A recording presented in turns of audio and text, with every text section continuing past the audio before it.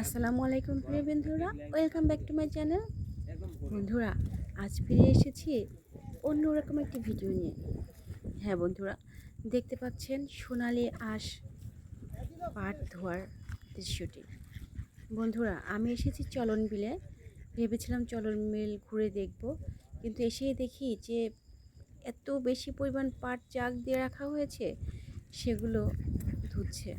আসলে এর আগে আমি ছোটোবেলায় পাট দেখেছি এবং পাটের যে দৃশ্যগুলি ধোয়ার দৃশ্যগুলো দেখেছি, কিন্তু এত সুন্দরভাবে সুশৃঙ্খলভাবে এত বড় জায়গায় কখনো পাট ধোয়ার পদ্ধতি এবং পাট ধোয়া দেখি।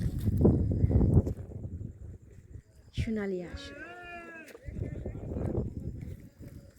এক সময় পাটকে ঘিরে বাংলাদেশের অনেক সম্ভাবনা দ্বার উন্মুক্ত ছিল, বর্তমানেও আছে, তবে কেন জানি মনে হচ্ছে অতীতের তুলনায় সেটা ফিকে হয়ে গেছে।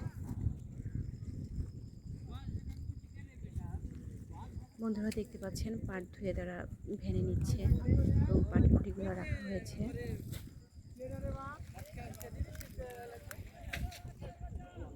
আমার কেন জানি বন্ধুরা, এই যে পাট হয় না, পাটের এই গন্ধটা কিছু মনে করবে না, আমার এত ভালো লাগে। পাটের যে একটা আলাদা একটা গন্ধ বেরোয় না, পচা পচা, মানুষ ভাবে যে কি দুর্গন্ধ, কিন্তু বিশ্বাস করুন আমার এই গন্ধটা এত প্রিয়।